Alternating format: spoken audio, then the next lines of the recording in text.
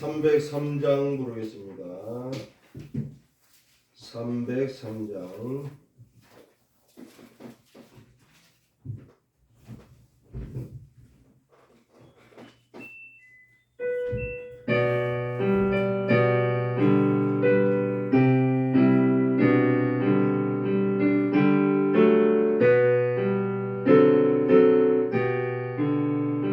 날 위하여 십자가에 중한 고통 받으사 대신 죽은 주 예수의 사랑하신 은혜여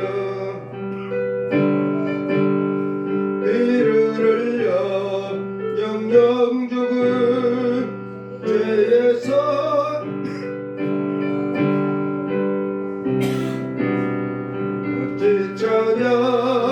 찬양할까 예수 안에 있는 우리 한량없이 즐겁고 주 성령의 위로함이 마음속에 차도다 천국 음악 소리 같은 은혜로운 그 말씀 끊임없이 듣는 우리 같이 찬양 안 할까 이 세상의 모든 풍파 쉬지 않고 불어도 주님 안에 보호받는 우리 마음 편하다 늘 깨어서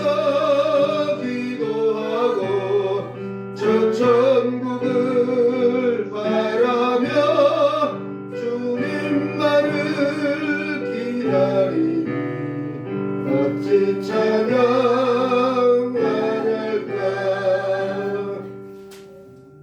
아멘. 304장 부르겠습니다. 304장.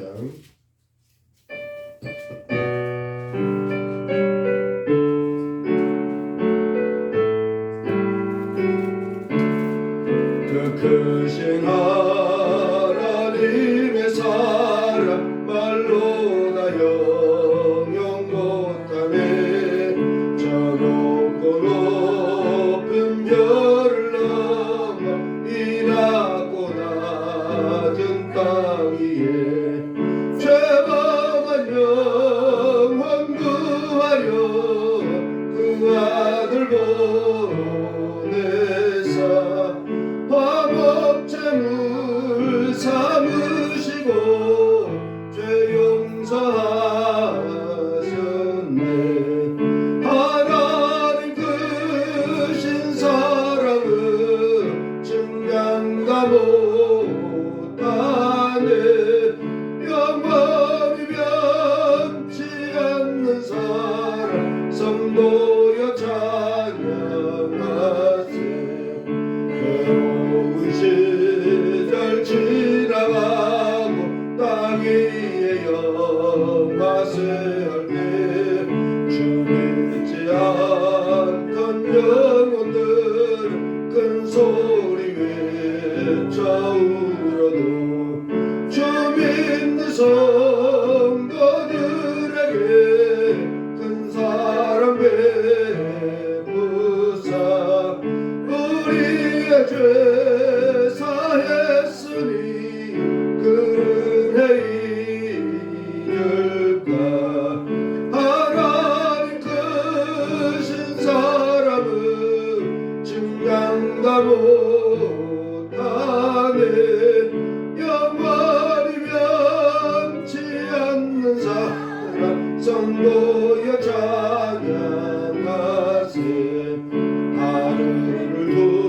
두루마리 삼고 바다를 넘물 삼아도 한없는 하나님의 사랑 다 기록할 수 없겠네 하나님의 크신 사랑 그 어찌 다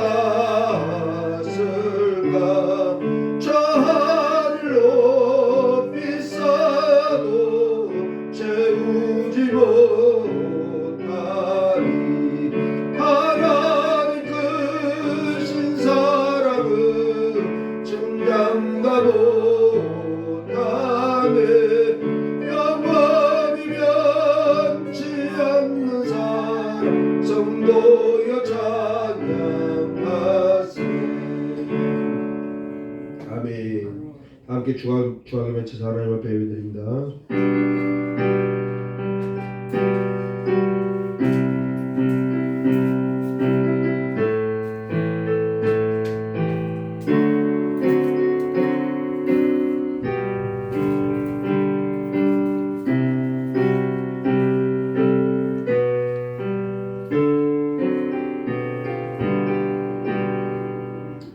오직 여호와는 그 성전에 계시니 온 천하는 그 앞에서 잠잠할지니라.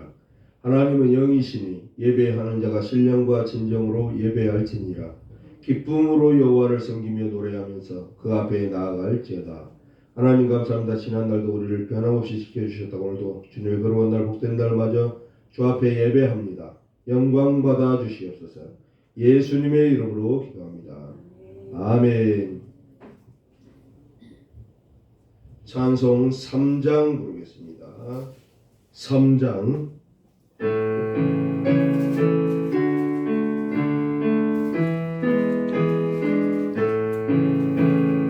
성부 성자와 성령 찬송과 영광 돌려보내세.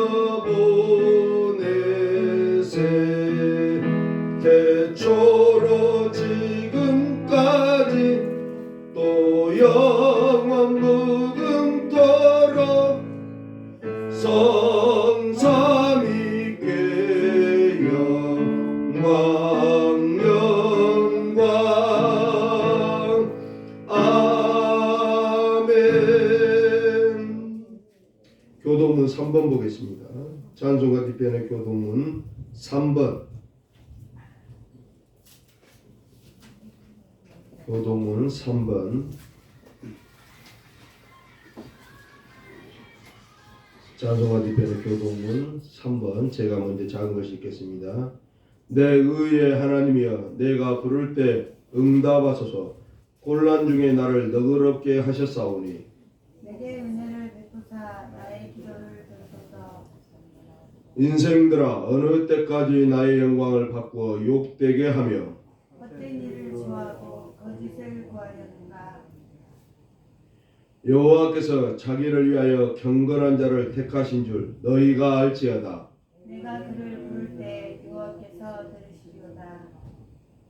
너희는 떨며 범죄하지 말지어다. 자리에 누워 심중에 말하고 잠잠할지어다.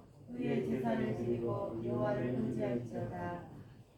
여러 사람의 말이 우리에게 선을 보일 자 누구뇨 하오니 여호와여, 주의 얼굴을 들어 우리에게 비추소서. 주께서 내 마음에 두신 기쁨은 그들의 복식과 새 포도주가 풍성할 때보다 더하니이다. 내가 평안히 눕고 자기도 하리니 나를 안전히 살게 하시는 이는 오직 여호와이시니이다. 아멘. 사도신경으로 우리의 신앙을 고백합니다.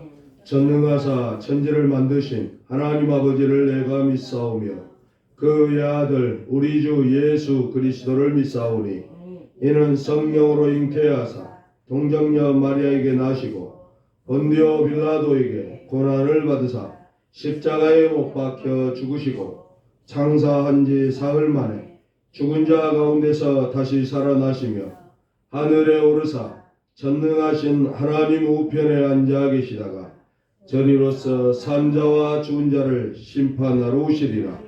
성령을 믿사오며 거룩한 공회와 성도가 서로 교통하는 것과 죄를 사하여 주시는 것과 몸이 다시 사는 것과 영원히 사는 것을 믿사옵나이다.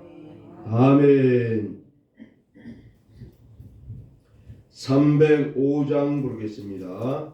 305장.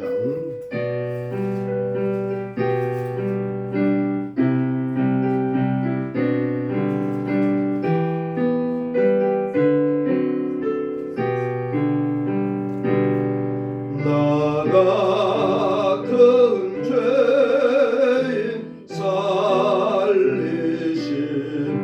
주의 놀라워 이런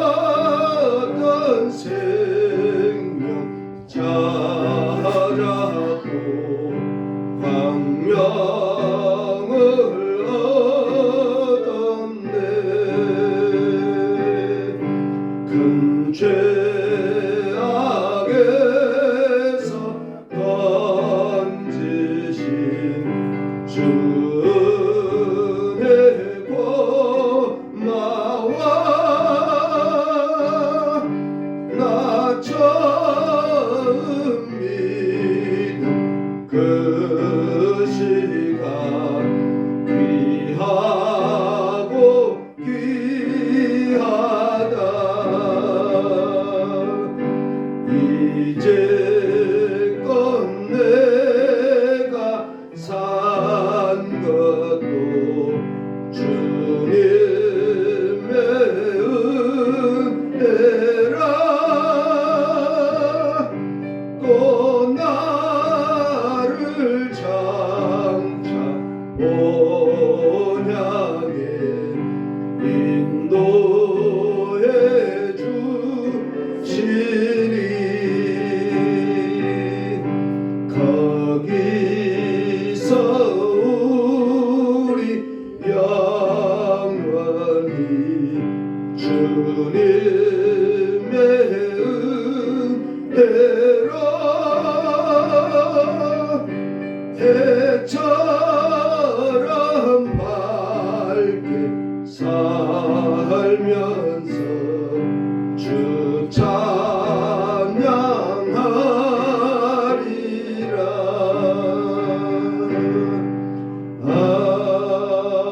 아멘. 하나님 감사합니다. 지난 시간들도 우리 돌봐주시고 오늘도 주님의 거룩한 날 예배의 자리로 불러주신 은혜를 감사합니다. 우리가 날마다의 삶 가운데 주 은혜 아래 살게 하시고 주의 날개 그늘 아래 보호 아래 살게 하시고 주님의 말씀과 기도 가운데 살아가는 우리들의 삶들 되게 하여 주시옵소서. 늘 성령 충만한 삶이 우리들에게 있어지게 하시고 믿음 충만한 삶이 있어지게 하시고 하나님의 나라에 대한 소망으로 가득 찬 우리들의 삶이 되게 하여 주시옵소서. 우리 대한민국과 한국교회를 붙들어 주시옵소서. 주님 이 땅에 재림하실 그날까지 우리 한국교회가 맡게 된 제사장적 선지자적 사명을 감당하게 하여 주옵소서. 예배가 끊어지지 않는 농어촌 미자교회를 되게 하시고 선교의 사명으로 땅끝까지 복음을 전하는 우리 대한민국 한국교회 되게 하여 주옵소서. 이 나라 이정부도 아버지 붙들어 주시옵소서. 주님 산적한 문제들 해결하여 주옵소서. 민초들의 어려운 고통들을 주님께서 돌봐주시고 우리가 평안한 가운데 안정된 삶을 살아가게 하여 주시옵소서. 강대국 사이에 있게 있습니다. 경제 강대국, 우주 강대국, 문화 강대국, 군사 강대국으로 거듭나게 하시고 스포츠 강대국으로 거듭나게 하여 주시고 한류를 통해서 우리 대한민국이 높아지는 역사가 있어지게 하여 주옵소서. 그래서 주님의 이름을 드높이시되 우리 대한민국을 사용하여 주시옵소서. 우리가 젠더 갈등, 빈부 갈등, 세대 갈등, 이념 갈등, 지역 갈등이 사라지는 나라 되게 하여 주시옵소서. 극혐의 정치가 사라지게 하여 주시옵소서. 극혐의 저주의 마음들이 사라지게 하여 주옵소서. 이 땅이 평화롭고 서로 위로하며 이해하며 용서하고 용납하고 살아가는 우리 대한민국 될 수 있도록 은혜 베풀어 주시옵소서.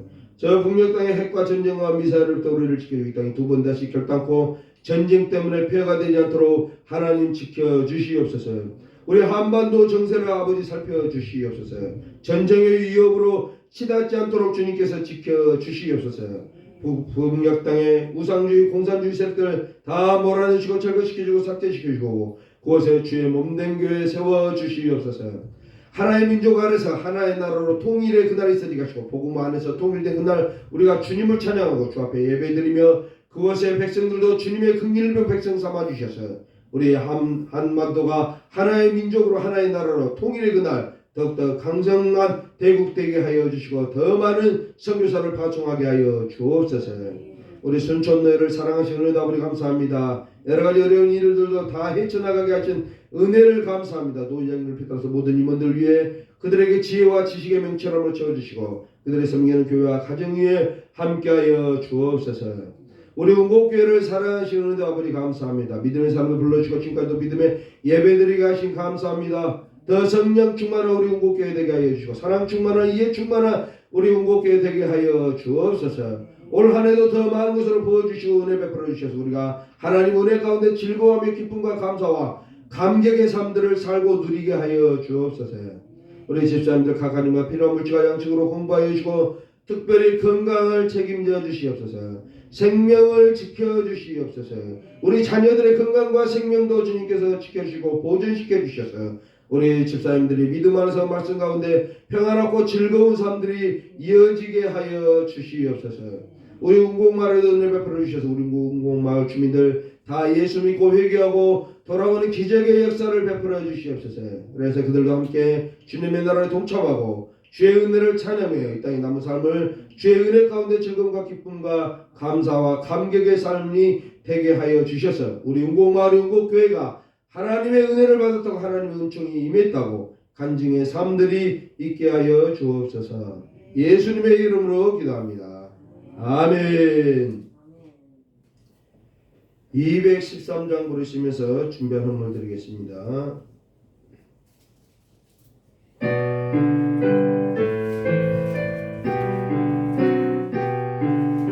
나의 생명 드리니 주여 받아 주셔서 세상 살아갈 동안 찬송하게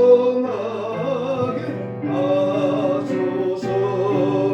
손과 발을 드리니 주여 받아 주셔서 주의 이름 위하여 민첩하게 하소서. 나의 음성 드리니 주여 받아 주셔서 주의 진리 말씀만 전파하게 하소서.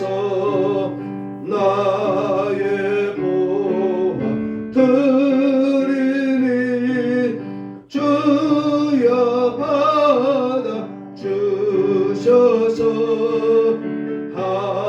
하늘나라 위하여 주 뜻대로 쓰소서. 나의 시간 드리니 주여 받아 주셔서 평생토록 주 위에 봉사하게 하소서. 아멘. 하나님 감사합니다. 우리가 이 땅에 믿음 가운데 살아가면서 또한 육체를 입고 육신 가운데 살아갑니다. 필요한 물질과 양식들 공급하여 주셔서 감사합니다. 소득의 11조 주 앞에 드립니다. 아버지 받아주시옵소서. 모든 것이 하나님의 것이고 하나님으로부터 왔음을 우리가 고백하고 하나님의 것을 하나님 앞에 돌려드립니다. 받아주시옵소서. 이 땅에 우리가 더 많은 소득 있는 삶이 되게 하시고 더 많은 것으로 하나님을 섬기고 이웃을 섬기고 교회를 섬기고 부모를 섬기는 삶들 되게 하여 주옵소서. 감사의 제목 따라 드리는 헌물의 아버지 복내려 주시옵소서. 우리가 구원 때문에 감사하고 마음의 심령에 감사가 넘쳐나서 감사하며 또한 이 땅에 베풀어 주신 감사의 일들도 말미암아 감사로 주 앞에 예물 드립니다. 아버지 받아주시옵소서. 이 땅에 살아가는 동안도 더 많은 감사 일들이 있어지게 하시고 더 많은 감사 일들로 말미암아 감사하며 감격의 예물 드리게 하여 주옵소서. 주정헌금을 주 앞에 드립니다. 아버지 받아주시옵소서. 우리의 이름이 우리의 생명이 주의 생명책에 기록되었음을 고백하고 우리가 하나님의 자녀로서 백성으로서 마땅히 오늘 하나님을 섬기는 날임을 잊지 않고 주 앞에 나오면서 생명의 속전으로 주 앞에 주정헌금을 드립니다. 아버지 받아주시옵소서. 그래서 이 땅에 살아가는 동안에도 우리가 하나님의 백성임을 자녀임을 망각하지 않고 직분에 합당한 열매를 맺는 삶을 살아가게 하시고 하나님의 날개에 그늘 아래 자녀로서 보호받는 삶이 있어지게 하여 주옵소서. 특별한 제목 따라 드리는 헌물의 아버지 복내려 주시옵소서. 우리의 고향교회를 바라보고 고향의 부모님을 바라보고 우리 드리는 자녀들의 헌물의 아버지 복내려 주시고 그들의 삶의 터전과 직장과 가정들과 자녀들의 은혜 베풀어 주시옵소서. 또한 개인으로 기관으로 농어촌 미자를 교회를 바라보고 우리 운곡교회를 바라보고 섬기는 손길들의 아버지 복내려 주시옵소서. 그들의 손길을 통해서 더 많은 교회가 섬김을 받게 해주고 더 많은 농어촌 미자교회가 개척교회들이 무너지지 않고 하나님께 예배드리는 삶이 영원토록 이어질 수 있도록 은혜 가운데 지켜 주시옵소서. 그래서 그들이 더 많은 소득 있는 삶이 되고 더 많은 소득으로 더 많은 농어촌 미자교회들 개척교회들을 섬기는 손길을 되게 하여 주셔서 더 많은 교회들이 하나님의 은혜 가운데 풍성히 든든히 서가는 역사가 있어지게 하여 주시옵소서. 우리의 자녀들 아버지 기억하여 주시옵소서. 타지에서 외지에서 살아갈 때 그들의 삶의 터전과 직장과 사업장들 붙들어 주시고 그들을 특별히 믿음 가운데 붙들어 주시옵소서. 부모가 섬겼던 주님 잘 섬기게 하시고 부모가 믿던 예수 그리스도 안에서 믿음에 충성한 풍성한 삶이 이어지게 하여 주시옵소서. 그래서 하나님께서 베푸는 은혜를 누리고 살아가게 하시고 이 땅에서 하나님의 자녀로서 백성으로서 마땅한 믿음의 삶을 충성되게 살아가게 하여 주시옵소서. 그래서 머리되고 꼬리되지 말고 주위에 있고 아래 있지 말고 해주시고 구워줄전적 꾸지 않는 삶이 우리 자녀들에게 있어지게 하여 주셔서 풍성하고 풍요롭고 넘치고 은혜 가운데 감사의 삶이 있는 우리들의 자녀들 되게 하여 주옵소서. 오늘 예배 가운데도 아버지 함께하여 주시옵소서. 눈을 열어보게 하시고 귀를 열어듣게 하시고 마음판에 새겨진 말씀 되게 하여 주셔서 이 말씀 힘내어 살아갑니다. 능력되어 살아갑니다. 이 말씀이 우리에게 지혜와 지식의 충만함을 넘쳐서 하나님의 은혜를 깨닫고 감사 감격으로 살아갈 수 있는 복된 시간 되게 하여 주시옵소서. 예수님의 이름으로 기도합니다. 아멘. 하나님의 말씀 마태복음 1장 18절에서 25절 보겠습니다. 마태복음 1장 18절에서 25절 제가 18절 읽겠습니다. 예수 그리스도의 나심은 이러하니라. 그의 어머니 마리아가 요셉과 약혼하고 동거하기 전에 성령으로 잉태된 것이 나타났더니 그의 남편 요셉은 의로운 사람이라 그를 드러내지 아니하고 가만히 끊고자 하여 이 일을 생각할 때 주의 사자가 현몽하여 이르되 다윗의 자손 요셉아 내 아내 마리아 데려오기를 무서워하지 말라. 그에게 잉태된 자는 성령으로 된 것이라. 아들을 낳으리니 이름을 예수라 하라. 이는 그가 자기 백성을 그들의 죄에서 구원할 자이심이라 하니라. 이 모든 일이 된 것은 주께서 선지자로 하신 말씀을 이루려 하심이니 이르시되 보라 처녀가 잉태하여 아들을 낳을 것이요 그의 이름은 임마누엘이라 하리라 하셨으니 이름을 번역한즉 하나님이 우리와 함께 계시다 함이라. 요셉이 잠에서 깨어 일어나 주의 사자의 분부대로 행하여 그의 아내를 데려왔으나 아들을 낳기까지 동침하지 아니하더니 나음의 이름을 예수라 하니라. 아멘. 아멘. 이 세상에는 무수히 많은 사람들과 동물들과 식물들과 그 외 기타 물질들이 존재하고 있습니다. 그것들은 각각의 특징에 따라 이름이 붙여져 명명되고 있습니다. 그러나 아직도 발견되지 않는 동식물이나 어떤 물질들은 붙여지고 불려지는 이름이 없기도 합니다. 우리는 무엇인가를 발견하거나 발명하면 특징이나 발견한 사람의 이름을 따라 부르기도 합니다. 건물을 새로 지으면 건물의 이름을 짓고 다리를 건설하면 다리 이름을 짓습니다. 사람을 낳으면 그에 걸맞는 이름을 지어주고자 합니다. 태초에 주어진 자연 환경에서 아담이 부르는 것이 그의 이름이 되었다고 성경은 말하고 있습니다. 이름은 명칭이 되기도 하고 이름은 의미를 부여하기도 합니다. 그냥 단순히 호칭이 될 수도 있습니다. 별다른 의미 없이 부르는 말입니다. 그러나 보통의 이름은 호칭보다는 의미를 담고 부여된 것들입니다. 우리는 장미꽃을 장미라고 이름을 혹은 호칭을 부여하고 그것을 보고 우리가 장미다라고 부릅니다. 이것은 진정한 의미의 그 꽃에 대한 이름이 아닙니다. 내가 이름을 짓고 내가 그것을 보고 내가 그 붙여진 이름을 호칭을 부르고 있을 뿐입니다. 그것은 단순히 부르는 호칭에 불과합니다. 이름이라는 것은 깊은 의미로 볼 때 그 사람의 물질에 그 생물의 성품과 실질적 구성 요소와 생겨난 목적들 근본을 담고 있는 의미여야 한다는 것입니다. 그런 의미를 생각한다면 이름은 너무나 깊고 본질을 드러내는 것이어야 합니다. 하나님의 이름을 모세가 물었습니다. 하나님을 부르는 호칭이 아니라 하나님의 본질, 본체를 드러낼 이름이 무엇입니까? 라고 물은 것입니다. 하나님께서 죄송합니다마는 당황하셨습니다.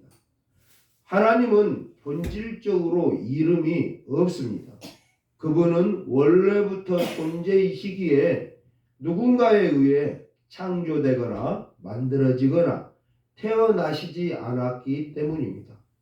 그러므로 하나님의 이름은 여호와, 야훼라고 칭했습니다.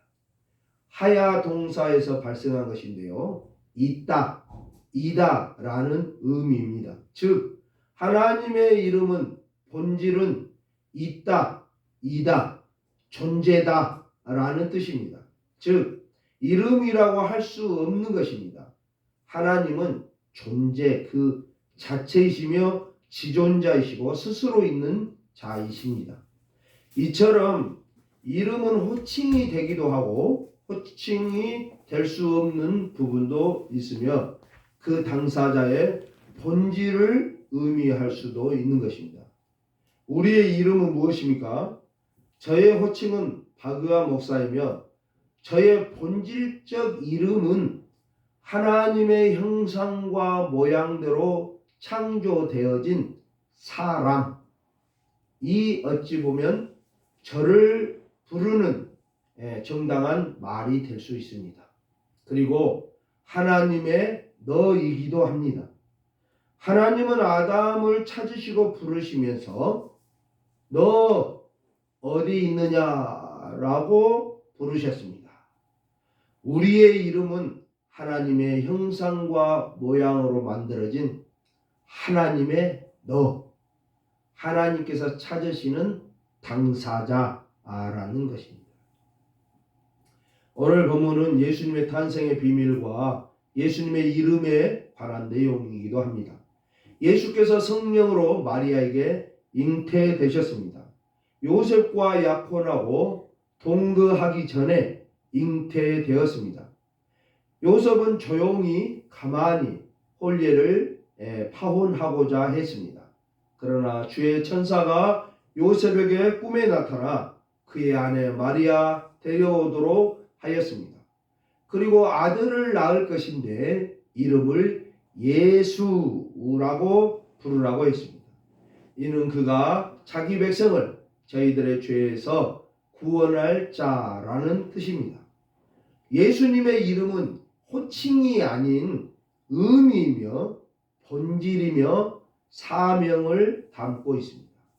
구원자라는 것입니다. 예수님의 또 다른 이름은 임마누엘, 엠마누엘입니다. 이는 하나님이 우리와 함께 계신다는 것입니다. 여호와 하나님께서 그의 독생자 예수 그리스도를 통하여 이 땅에 현현하신 하나님으로 인카네이션, 성육신하셔서 사람과 함께 거주하신다는 것입니다.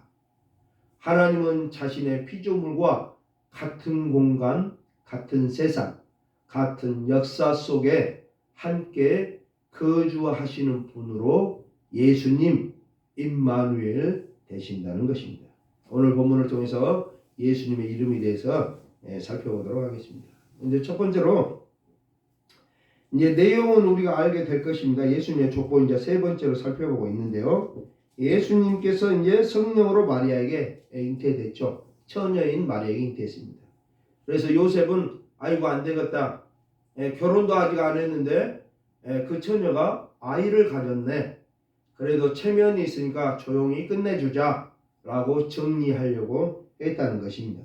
그런데 천사가 와서 그 마리아에게 잉태된 것은 불합리한 방법으로 잉태된 것이 아니라 하나님의 계획 아래 성령으로 잉태됐다.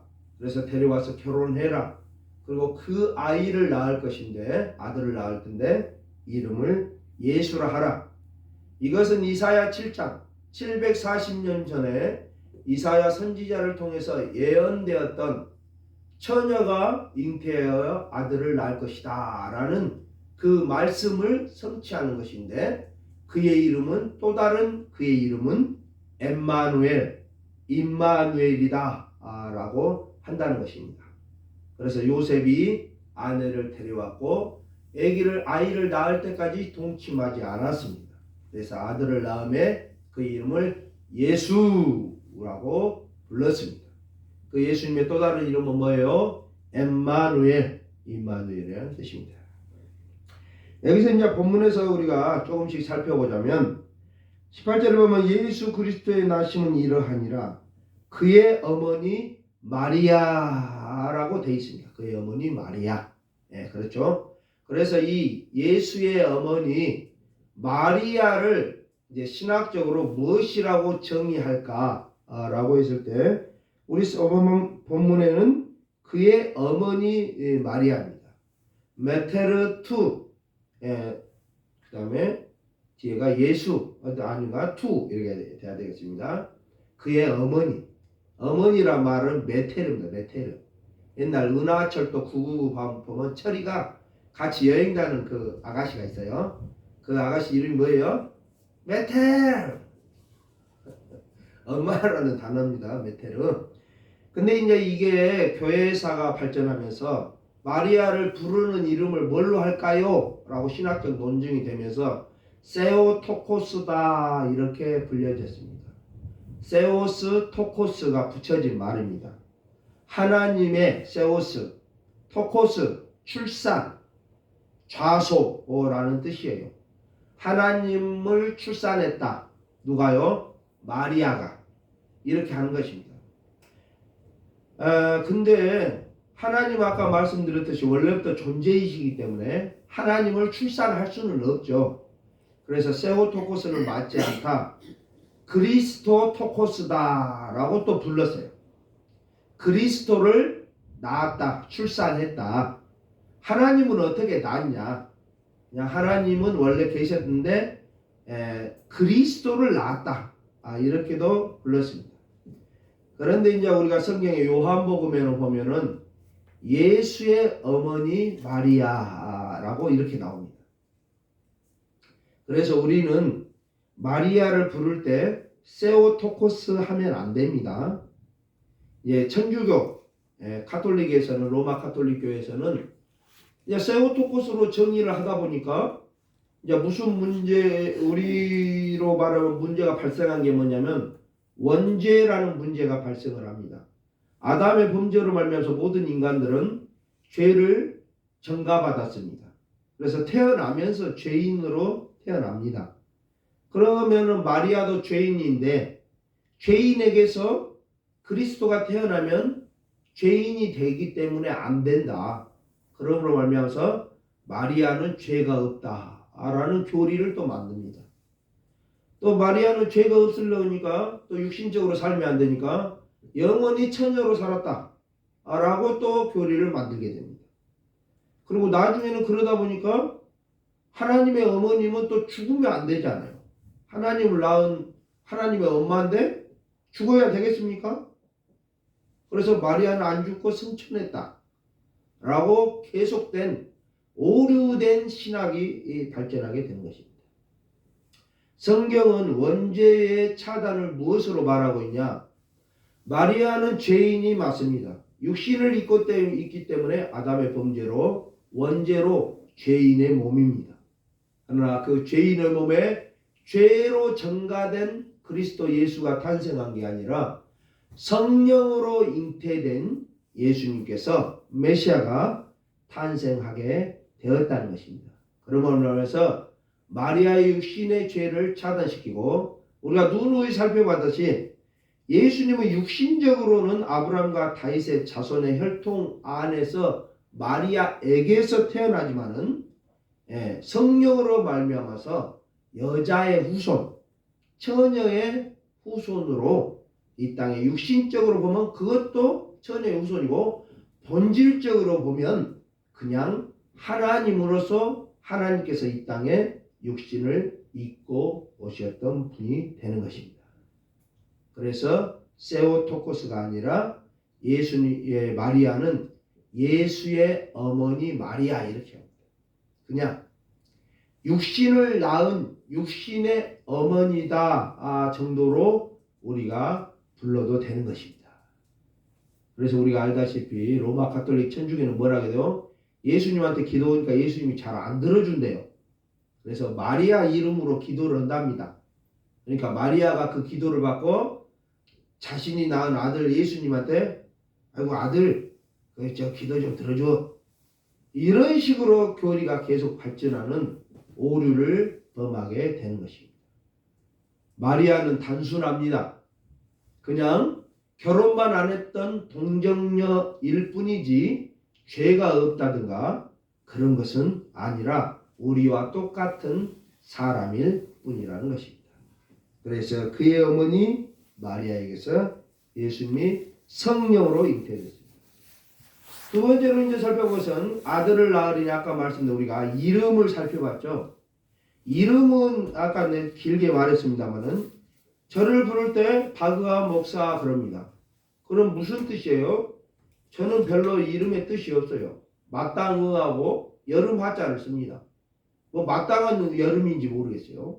아니면 의로운 의자를 썼으면 의로운 여름. 뭔 뜻입니까? 아무 뜻도 없어요. 뜻도 없지만은 그런 것이 이제 의미가 없는 이름이라는 것입니다. 또 의미가 있어도 실상 우리는 뭡니까? 거산. 그러면 제가 뭐 거산이 되겠습니까? 거산 물을 가진 사람 김영삼 대통령이었는데 거산. 근데 그래서 그 사람이 큰 산입니까? 큰 산은 아니잖아요. 그러니까 이름이라는 것은 그냥 호칭이라는 것입니다. 이것도 우리가 그냥 이름을 지어놓고 내가 지어놓고 내가 이름을 불러요. 노란색 우리가 지었어요.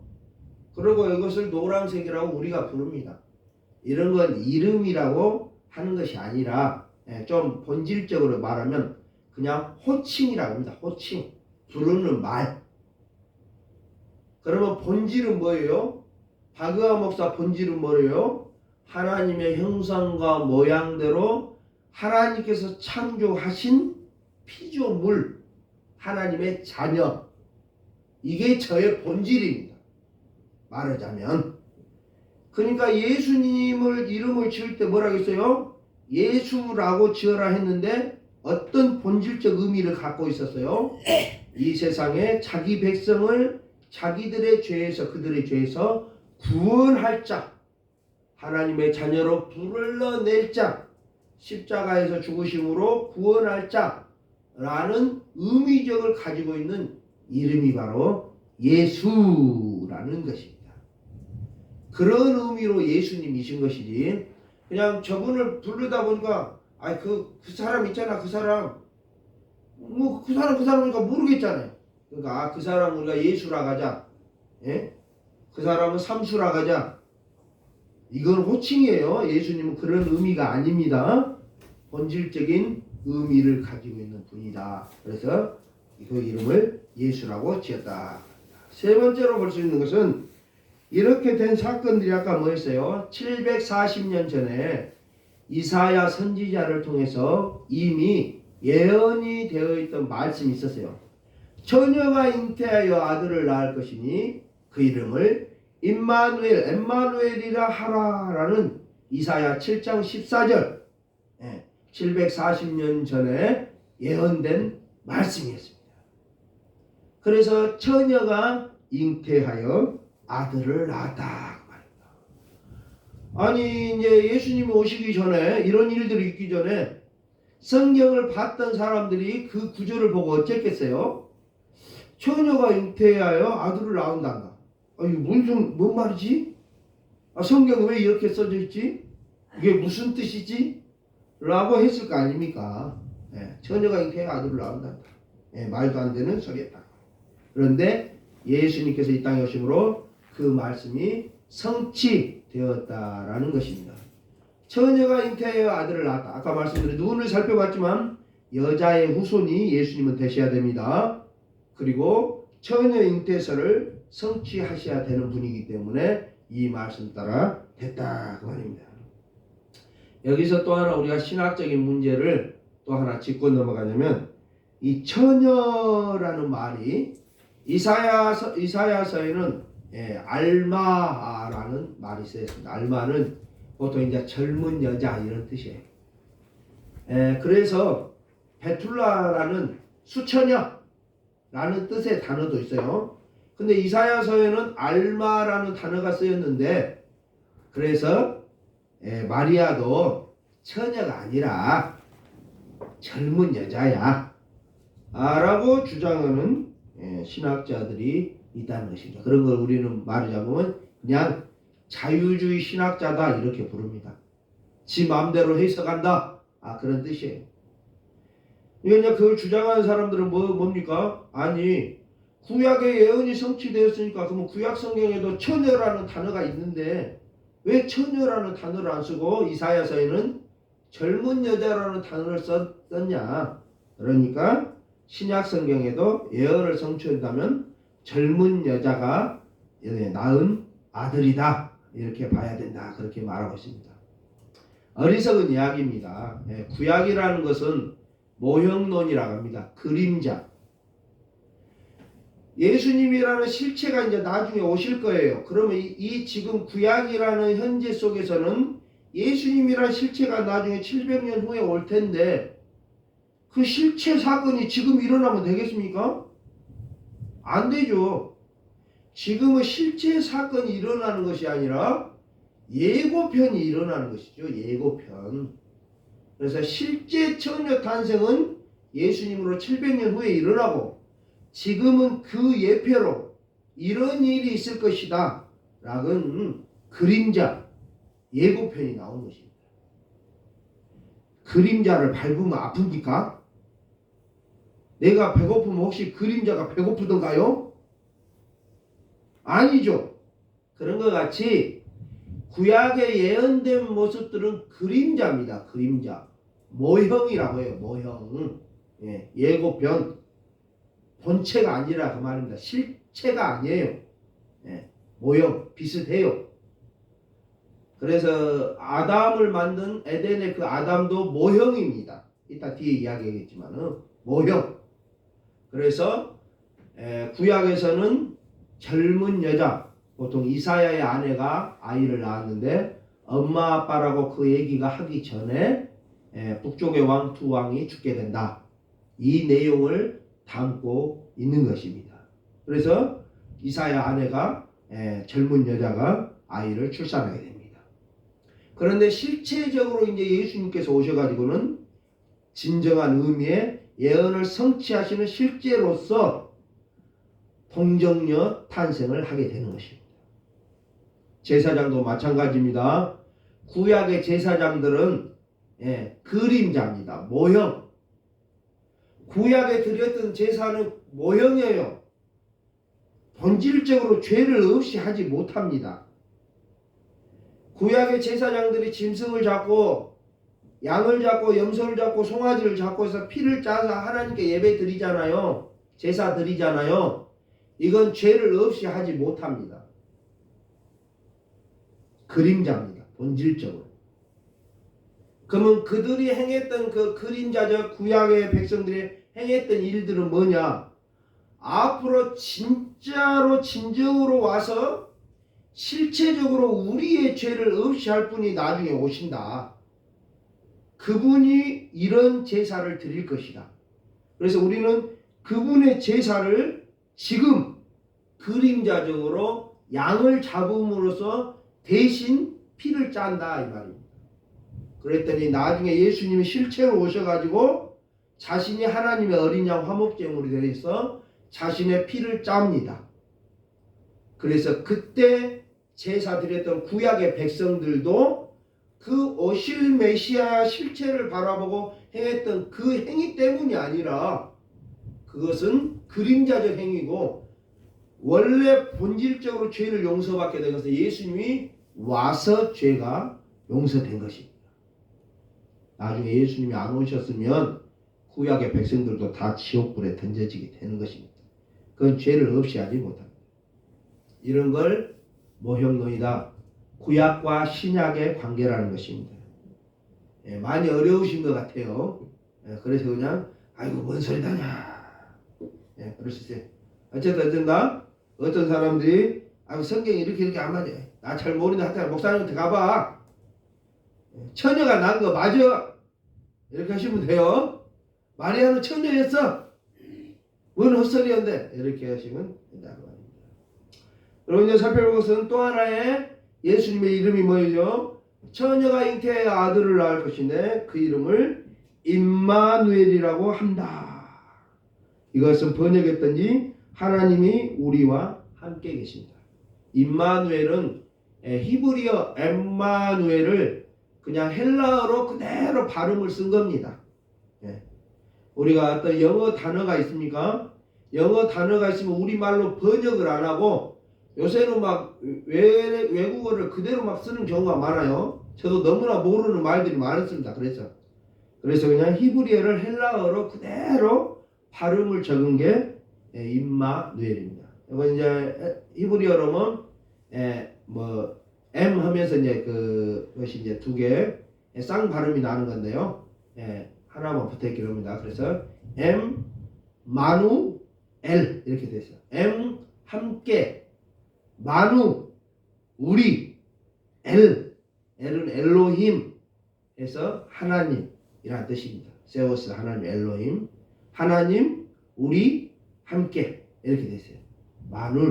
마누 M 플러스 마누 플러스 L, M 마누 L 이렇게 읽어요. 그래서 저는 그냥 심심풀이로 마누라란 말이 여기서 나왔나? 마누입니다. 마누 우리라는 뜻이에요. 하나님이 우리와 함께 한다 그 말입니다. 근데 우리가 이제 보통 하나님이 우리와 함께 하십니다 라고 수도 없는 설교를 합니다. 저도 어떻게 보면 이제 우리가 예배를 드리다 보면 어쨌든 보면 가장 많이 들었던 말 중에 한 말일지도 모르겠어요. 하나님께서 우리와 함께 하십니다. 하나님은 언제나 우리와 동행하십니다. 하나님 우리와 함께 하십니다. 이 말을 굉장히 많이 들었던 것 같아요. 그리고 위로가 되고 또 이런 예화 들어보시지 않았습니까? 내가 이제 천국에 갔는데 내 인생을 뒤를 돌아봤는데 내 인생의 발자국이 2개였어요. 예수님께서 나와 함께 하셨다 그 말이에요. 내 발자국 옆에 꼭 발자국이 하나 있어서 저는 이게 최춘화 발자국인 줄 알았는데 최춘화 발자국이 아니라 예수님의 발자국이었다 그 말입니다. 그런데 어느 날 보니까 발자국이 1개밖에 없어. 그랬을 때 딱 봤는데 내가 제일 힘들었을 때 있잖아요. 내가 가장 인생에 힘들었는데 그때 발자국이 봤더니 하나밖에 없어. 한 사람 거밖에. 예수님 그때 어디 가셨습니까? 평소에는 나랑 같이 오던지 내가 제일 힘들 때 발자국이 없구만 어디 가셔버렸구만 라고 했더니 예수님 뭐라 한다게요? 그 내 발자국이요 내가 너 얻고 왔다잉. 응? 너 너무 힘들어기래 내가 얻고 왔다 거기서는 이렇게 했다 그 말이에요. 이런 것 같이 우리는 하나님이 우리와 함께 계십니다 이렇게 말합니다. 그런데 함께 계신다는 말이 이 정도의 뜻이 아니라는 것입니다. 이건 어떻게 보면 굉장히 물론 좋은 말입니다. 오늘 교회 오실 때도 함께 하시고 지금도 함께 하십니다. 안 보이길 뿐입니다. 항상 하나님 따라다닙니다. 말 조심하세요. 그래서 항상 하나님 따라다니는 거 어째요? 뭐너 비가 이렇게 온다냐 이렇지만 하나님 얼마나 서운하겠어요. 내가 내리고 있는지. 하나님께서 엄청 서운하십니다. 그러니까 하나님은 우리와 함께 계신다. 임마누엘의 복을 받는 것이 큰 것입니다. 너무나 좋은 말씀입니다. 그런데 정작 이 정도 뜻이겠느냐 그 말입니다. 임마누엘이란 말이 하나님이 우리와 그냥 같이 한 집에 한 교회 함께 사는 정도가 아니라는 것입니다. 하나님께서 우리와 함께 하신다는 것은 성육신의 의미를 담고 있는 것입니다. 오늘 본문이 뭐였습니까? 예수님은 성령으로 잉태되어 육체를 통해서 사람을 입고 사람으로 이 땅에 오신 분이라는 것을 오늘 본문에 말하고 있습니다. 창조의 주인이신 천지를 만드신 그 하나님께서 자신이 만든 피조물이라는 여인의 몸을 통해서 자신이 만든 피조물이 되셔서 함께 있겠다 그 말입니다. 좀 이해가 오십니까? 하나님이 우리와 함께 계실 때 지금같이 나는 여기 있고 하나님은 영으로 그냥 같이 있겠다 이런 의미가 아니라는 것입니다. 그것도 어마어마한 은혜입니다. 영으로 계시던 여전히 우리의 삶 일거수일투족을 동행하고 계십니다. 근데 그뿐만이 아니라 오늘 예수님의 이름, 예수님의 탄생의 비밀에 숨겨져 있는 하나님이 함께한다는 뜻은 그 정도로 함께 하겠다는 뜻이 아니라 성육신, 성령 신이신, 창조의 주인이신, 원래 존재이신 이분께서 자신이 만들어 놓은 피조물, 물건, 밖에 안 되는 이 인간의 몸을 통해서 인간이 되셔서 함께 있겠다 그 말입니다. 그게 임마누엘입니다. 이걸 이해하려면 우리가 또 갑자기 목사님 생각이 안 나네. 손양호 목사님. 손양호 목사님이 고은 뭡니까? 그 섬 갑자기 생각 안 나네. 녹동 밑에 있는 섬. 그 나병 환자총회 가서 목회를 하셨잖아요. 나중에. 임마누엘이란 게 그런 겁니다. 손양호 목사님이 가서 설교를 열심히 했습니다. 아무리 저도 지금 그러고 있는지 모르겠어요. 아무리 교리적인 설교, 유명한 설교, 멋있는 설교를 했어요. 근데 아무도 감동을 안 받아. 남의 이야기 하는 것 같아. 그때 손양호 목사님이 그랬습니다. 하나님께 기도했습니다. 하나님, 나를 문둥병을 걸리게 해주십시오. 나도 문둥병자가 되겠습니다. 그게 임마누엘이라는 것입니다. 저도 우리 집사님들에게 임마누엘, 성육신의 목회를 하려면 집사님들은 나이 드시고 힘들고 시골에 사시고 가서 밥 메고 풀 메고, 근데 목사는 딱 넥타이 메고 안고 입고 좋은 차 타고 딱, 아이고 집사님 고생하십니다. 박 목사 어디 갔다 오겠습니다. 이건 임마누엘이 아니에요. 그냥 여기 동네 같이 있을 뿐이에요. 이건 임마누엘이 아니에요. 진짜 임마누엘은 뭔지 아시겠습니까? 그러면 저도 집사님들처럼 되는 겁니다. 저도 빨리 늙었으면 좋겠습니다.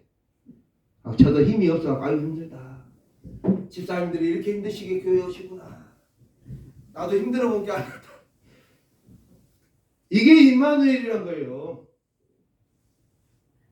그 문둥병 걸리신 분들한테 아무리 설교를 해도 이분들이 감동을 못 받아요. 그러니까 손양호 목사님 어쨌다고요? 하나님, 저도 문둥병에 걸리게 해주세요. 제가 아무리 이분들을 이해하고 사랑한다고 해도 이분들은 멀쩡한 나를 보고 아이고 저 사람은 말만 잘해. 우리하고 틀려. 우리가 하는 말로 뭘겠어요? 네가 내 심정을 알겠냐? 너 문둥병 걸려봤냐? 네가 내 심정을 알아?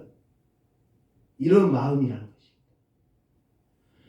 하나님께서 하늘에서 우리 사람들에게 이야기합니다. 바그야 인간들아 너네들 죄 때문에 고생 많다. 아담이 죄 갖고 사탄의 종로로 고생 많다 라고 하나님 계실 때 하나님 우리를 이해하실 거예요. 전지전능하시니까. 그런데 우리 입장에 있었죠. 아이고 하나님은 천국에 계시니까 제가 배고픈 거 얼마나 아십니까? 병 들었을 때 얼마나 아십니까? 그때 예수님이 어쨌다고요? 하나님 아버지, 제가 내려가서 사람이 되겠습니다.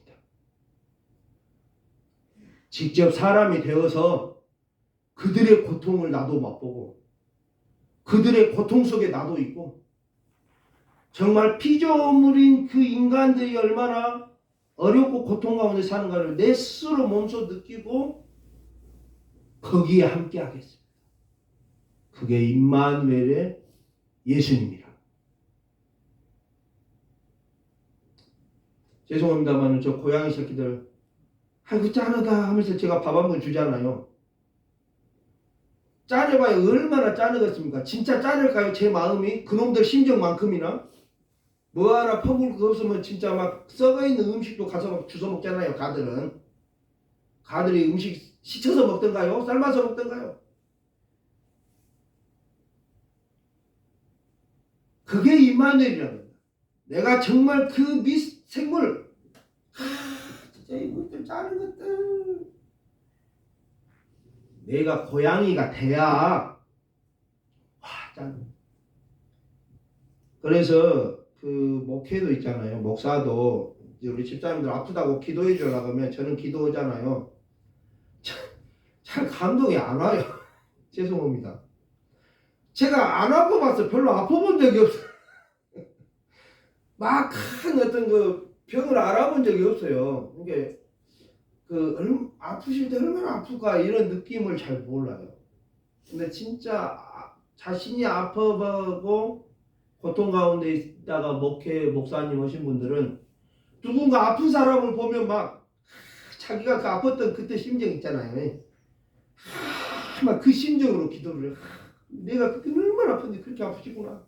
하나님 낫게 해주세요. 이렇게 할 건데 박 목사 그렇게 안 아파가지고 그게 임마누엘이라는 것입니다.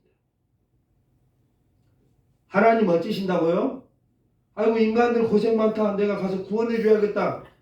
이게 아니라니까요. 하나님 아버지, 내가 사람이 되겠습니다. 내가 사람 돼서 그 사람들과, 이게 쉬운 이야기 아니에요. 제가 고양이 되겠다고 하나님께 기도 못 지겠습니까? 하나님, 제가 저 고양이들 이해하고 싶은데 너무 저 고양이 이뻐 죽겠습니다. 저를 고양이로 만들어 주십시오. 고양이야 가만히 있어봐라. 내가 고양이 돼갖고 너랑 같이 지낼게. 되겠습니까? 예수님이 이 땅에 오신 게 그런 겁니다. 처녀가 잉태하여 아들을 낳아가지고 이 땅에 오신 임마누엘, 함께 니네들과 함께 있겠다. 이 말은 그런 의미를 담고 있다는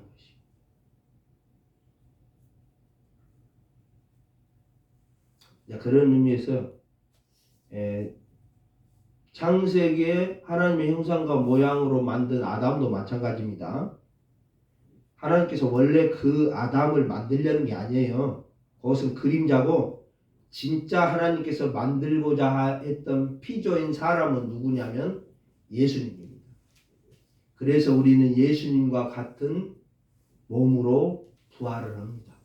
그게 창세기 1장 26절에 나온 하나님의 모양과 형상대로, 이미지, 라이크니스대로 사람을 만들었다는 것이 우리를 예수님처럼 만든다는 계획을 그림자로 보여준 겁니다. 그래서 이레니우스라는 신학자의 총괄갱신의 의미로 사람이 하나님처럼 되어야 되기 때문에 하나님이 사람이 되셨다 라고 말하고 있습니다. 마태복음 1장이 이 정도로 의미 있는 말씀입니다. 예수님의 탄생, 예수님의 이름, 예수라는 그 이름뿐만이 아니라 임마누엘이라. 예수님은 왜 굳이 임마누엘로 부르셨을까? 왜 함께 한다고 그분의 이름을 했을까? 함께라는 의미로 그분의 이름을 명명했을까? 그것이 바로 우리들과 같이 되겠다는 것입니다. 저도 아까 말씀드렸듯이 얼른 늙어서 80대 육체가 돼서 집사님들 같이 힘들게 설교도 준비하고 힘들게 걸어, 그래야 제가 집사님들 이해할 거 아닙니까? 또 밭에 나가서 무 배추를 심어봐야 배추 한 포기 키우기가 이렇게 힘들구나 하면서 김치 하나도 갖다 준 걸 먹어야 집사님들 갖다 준 김치가 이렇게 귀한 거예요. 한때 모르고 중게 맛있다. 여호와는 내게 복을 주시고 너를 지키시기를 원하며, 여호와는 그 얼굴로 내게 비치사 은혜 베푸시기를 원하며, 여호와는 그 얼굴을 내게로 향하여 드사 평강 주시기를 원하노라. 우리 주님 예수 그리스도의 은혜와 하나님 아버지 만까지 사랑과 성령의 위로가 더 충만하신 역사가 예수 그 이름, 임마누엘 그 이름으로 우리와 함께 동등하게 사람 되셔서 우리의 처지 가운데 같이 거하고자 원하셨던 그 예수님을 바라보면서 살아가는 우리 모든 성도들 위에 이제와 영원히 함께 있을지어다. 아멘.